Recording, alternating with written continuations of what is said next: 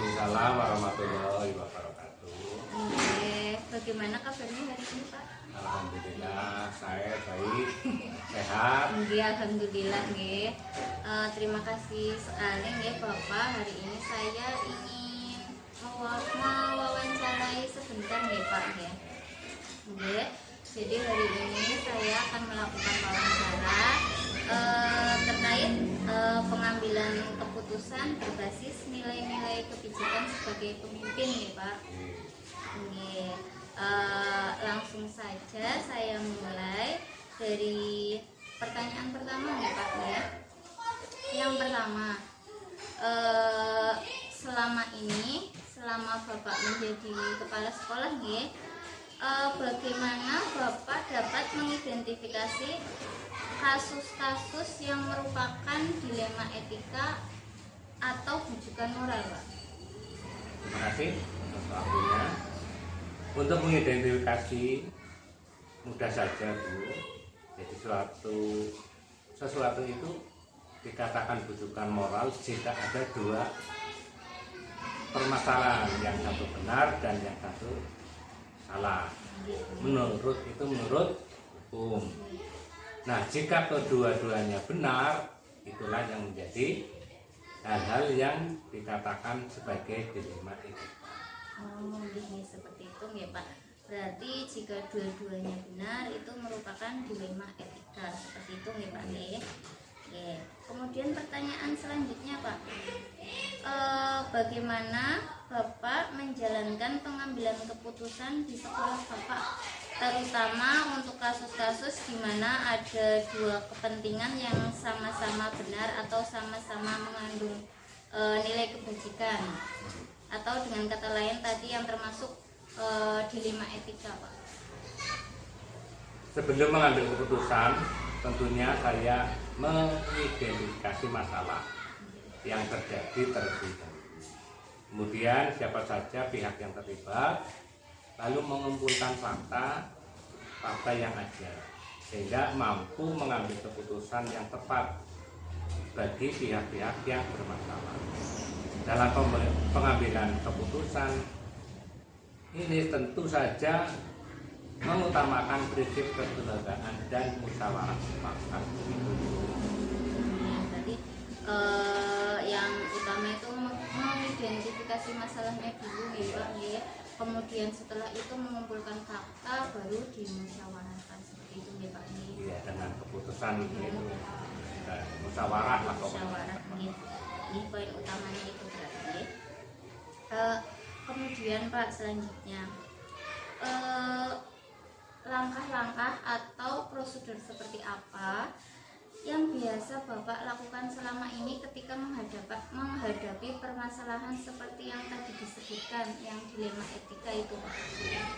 Langkah pertama yang saya ambil adalah memanggil pihak yang bermasalah untuk dimintai keterangan supaya saya mengetahui di mana letak permasalahan itu atau inti permasalahan tersebut terjadi dan apa solusinya, serta menemukan bagaimana solusi terbaik yang akan diambil dan diputuskan dengan tidak merugikan kedua belah pihak. Bagus sekali ya Pak. Berarti yang pertama itu memanggil pihak yang terlibat dulu untuk dimintai keterangan seperti itu ya Pak, dan di sini sangat berhati-hati dalam menentukan solusi, kata sini ya Pak. Bagus sekali, luar biasa ya. Selanjutnya Pak, hal-hal apa saja yang selama ini Bapak anggap efektif dalam pengambilan keputusan pada kasus-kasus dilema etika tersebut? Yang pertama, melakukan dialog dengan pihak yang bermasalah dengan prinsip kekeluargaan agar dapat memunculkan solusi yang dapat diterima kedua belah pihak dengan cara memberikan bimbingan secara komprehensif. Bagus sekali ya Pak ya. Kemudian untuk selanjutnya, hal-hal apa saja yang selama ini menjadi tantangan dalam pengambilan keputusan pada kasus-kasus dilema etika? Jadi selama ini itu tantangannya apa saja Pak? Selama saya menjadi kepala sekolah, tantangan yang saya hadapi dan mengambil keputusan adalah bagaimana cara mencari solusi yang terbaik bagi semua pihak dengan risiko seminimal mungkin. Tentu saja hal itu membutuhkan dukungan yang positif dari semua warga sekolah. Positif dari seluruh warga sekolah nih Pak, itu penting ya. Terus selanjutnya, apakah Bapak memiliki jadwal tertentu atau dalam sebuah penyelesaian kasus dilema etika Pak? Apakah Bapak langsung menyelesaikan di tempat atau mungkin ada sebuah jadwal untuk menyelesaikannya? Bentuk atau prosedur seperti apa yang Bapak jalankan selama ini? Ya, terima kasih Bu. Tergantung dari permasalahan itu sendiri. Jika masalah ringan, bisa secara langsung dan disesuaikan dengan di sekolah. Pada hari itu juga, agar tidak berkepanjangan serta tidak menimbulkan masalah yang baru. Dengan selalu dilibatkan dengan guru. Jika permasalahan lumayan berat, dengan melibatkan beberapa pihak, terutama Dewan Guru, untuk memberikan pertimbangan dan masukan yang baik. Bisa juga berkonsultasi dengan pengawas sekolah dan komite sekolah. Itu tergantung pada karakter permasalahan yang terjadi.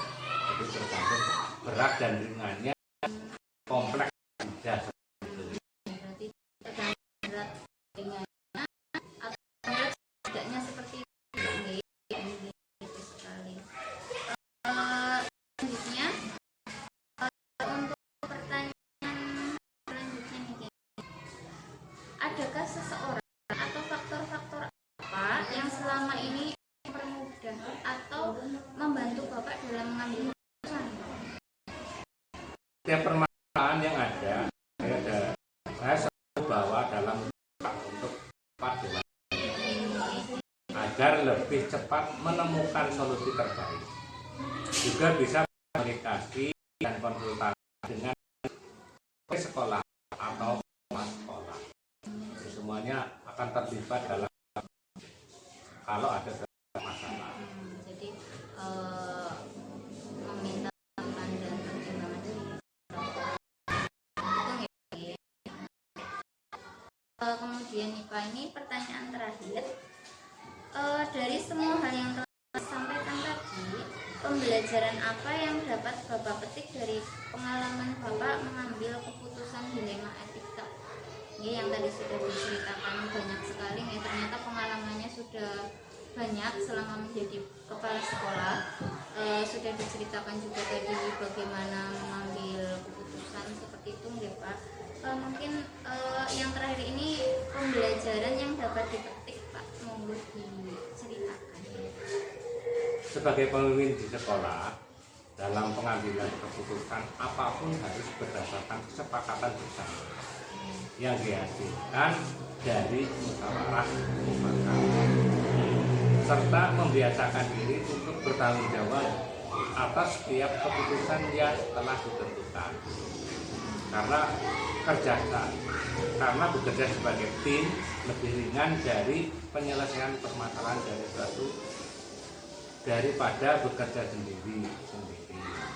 Selain itu, komunikasi yang baik pada setiap elemen warga sekolah juga sangat menentukan cepat lambatnya penyelesaian masalah yang ada.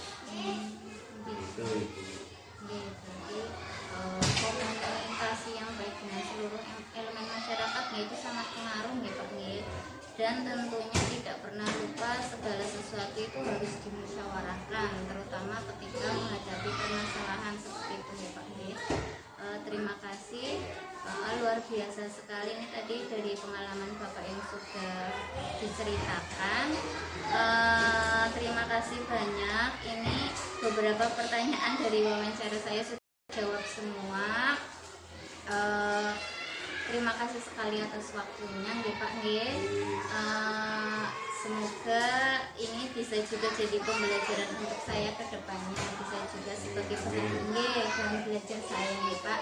Terima kasih. Assalamualaikum warahmatullahi wabarakatuh. Waalaikumsalam warahmatullahi.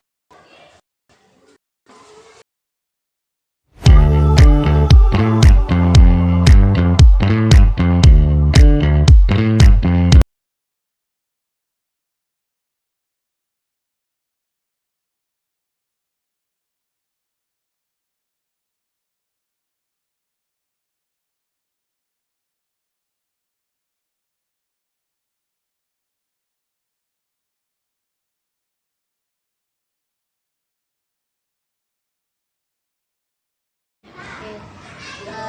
Bapak, Assalamualaikum warahmatullahi wabarakatuh. Waalaikumsalam warahmatullahi wabarakatuh. Mohon maaf ya Pak, ini saya mengganggu waktunya. Nggih.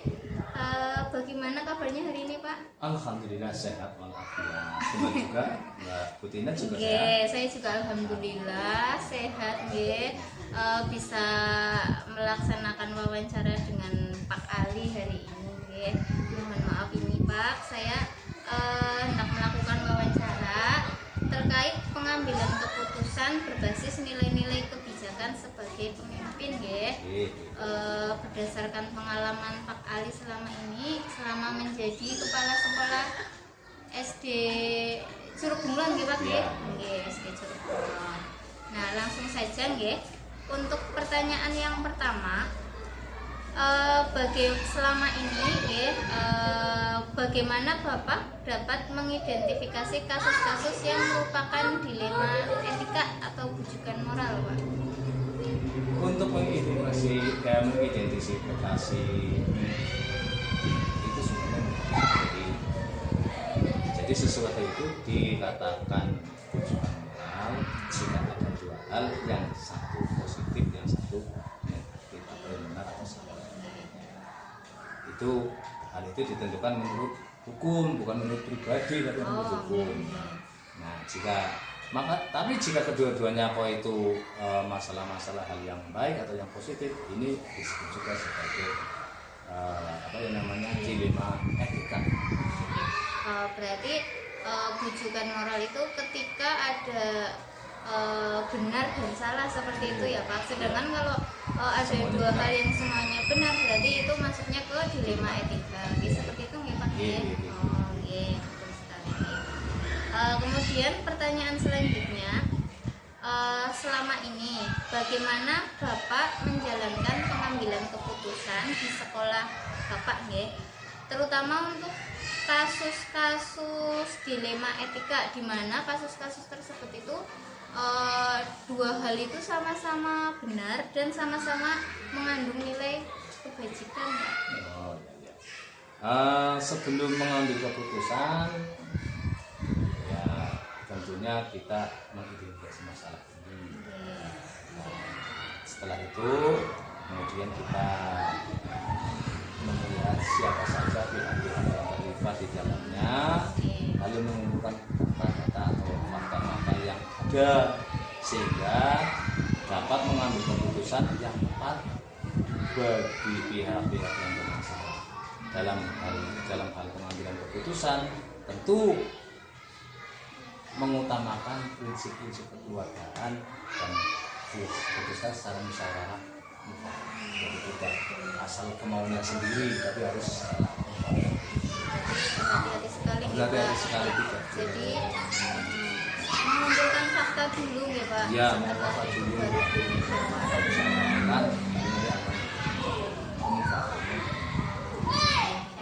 Biasa sekali ya. Kemudian untuk pertanyaan selanjutnya, langkah-langkah atau prosedur yang selama ini Bapak lakukan ketika menghadapi permasalahan seperti dilema etika yang tadi sudah dijelaskan, Pak. Mungkin bisa diceritakan langkah-langkahnya bagaimana prosedurnya? Langkah pertama ya kita memanggil pihak-pihak yang bermasalah untuk diminta keterangan, supaya saya sendiri mengetahui, lalu mengumpulkan mengetahui permasalahan yang ada, inti permasalahannya tersebut, dulu apa pemicunya atau apa penyebabnya, serta menemukan bagaimana solusi terbaik yang akan diambil atau yang akan diputuskan dengan tidak merugikan kedua belah pihak. Oh, ya, jadi dua-duanya tidak ada yang dirugikan Ya, ya, berusaha mencari win-win Win-win solution. solution, Ya, ya. ya, betul sekali, betul sekali ya. Kemudian untuk pertanyaan selanjutnya, hal-hal apa saja yang selama ini Bapak anggap efektif dalam pengambilan keputusan? Ya. Yaitu dengan melakukan dialog dengan pihak-pihak yang bermasalah dengan prinsip kekeluargaan agar dapat memunculkan solusi yang dapat diterima oleh pihak tersebut, ya, dengan cara memberikan bimbingan secara komprehensif, kekeluargaan juga. Ya, jadi intinya kekeluargaan, musyawarah dan bimbingan itu ya Pak, Ya, ya. dilakukan secara kontinu. Untuk pertanyaan selanjutnya, tantangannya apa Pak selama ini ketika menghadapi permasalahan tersebut? Selama saya menjadi atau pemegang kebijakan di sebuah satuan pendidikan, tantangan yang saya hadapi dalam mengambil keputusan adalah bagaimana cara mencari solusi yang terbaik bagi semua pihak dengan risiko meminimalisir atau kecil mungkin, ya. Ya, tentu saja hal tersebut membutuhkan dukungan dari berbagai pihak, dari berbagai Lapisan masyarakat, seluruh warga sekolah, warga ya. sekolah, jadi tidak bisa sendirian, berat sekali kalau sendirian. Ya, intinya tadi musyawarah dan kekeluargaan gitu Pak ya. Ya. Itu pertanyaan nomor 5. Kemudian selanjutnya pertanyaan nomor 6 ya. Apakah Bapak memiliki jadwal tertentu dalam sebuah penyelesaian dilema etika? Bapak langsung menyelesaikan di tempat atau ada jadwal untuk menyelesaikannya? Bentuk atau prosedur yang dijalankan seperti apa? Semua itu dilihat tergantung dari permasalahan itu sendiri, ya. Jika masalah itu ringan dan bisa dilaksanakan hari itu juga, saat itu juga, ya bisa dilaksanakan. Tapi kalau misalnya itu agak berat, ya kita perlu dengan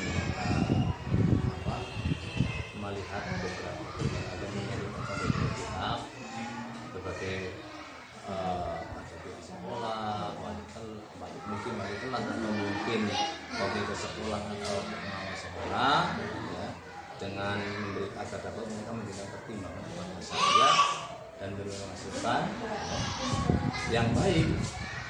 Bisa juga konsultasi dengan atasan saya. Tidak harus saya selaku kepala namanya ini SD atau satu pendidikan memutuskan sendiri nggak bisa. Jadi tergantung permasalahannya ya Pak ya, kalau saat itu juga dengan pertimbangan berbagai pihak ya. Pertanyaan selanjutnya, faktor-faktor apa yang selama ini mempermudah atau membantu Bapak dalam pengambilan keputusan kasus-kasus dilema etika? Setiap masalah yang ada, saya selalu bawa dalam musyawarah atau rapat dengan dewan guru agar lebih cepat menemukan solusi terbaik, solusi yang paling menjawab secara jaminan, juga bisa berkomunikasi dengan komite sekolah, atau pimpinan biasa. Seperti itu, bagus sekali. Jadi melibatkan berbagai pihak ya, terutama kalau permasalahannya itu kompleks nih Pak. Kompleks ya, harus yang lain juga. Kemudian ini pertanyaan yang terakhir. Tadi dari semua hal yang telah disampaikan tadi, pembelajaran apa yang dapat Bapak petik dari pengalaman Bapak mengambil keputusan dilema etika? pembelajaran yang saya ambil sebagai pimpinan di satuan pendidikan adalah dalam mengambil keputusan apapun harus berdasarkan kesepakatan bersama ya, atau musyawarah untuk mufakat, serta membiasakan diri untuk bertanggung jawab atas setiap keputusan yang ditentukan. Jadi setelah menentukan jangan kita lepas tangan, kita juga ikut bertanggung jawab. Karena bekerja sebagai tim itu akan lebih ringan daripada kita bekerja sendirian. Jadi selain itu juga komunikasi yang baik pada setiap elemen itu penting. Elemen sekolah, tadi itu untuk menentukan cepat atau lambatnya penyelesaian masalah yang kita hadapi. Oh, luar biasa sekali nih. Jadi tadi intinya adalah komunikasi ya, komunikasi dengan berbagai pihak dan kolaborasi sebagai sebuah tim ya Pak ya, dalam menyelesaikan masalah. Oke, terima kasih Pak Ali. Ini sangat bermanfaat nggih bagi saya. Saya bisa banyak belajar dari pengalaman Bapak nggih. Terima kasih sekali. Semoga kedepannya saya juga bisa rampil nggih mengambil keputusan seperti itu, karena ini juga sebenarnya sebuah keterampilan nggih Pak, pengambilan keputusan itu, karena semakin kita mungkin sering berlatih nggih seperti itu, sering banyak pengalaman,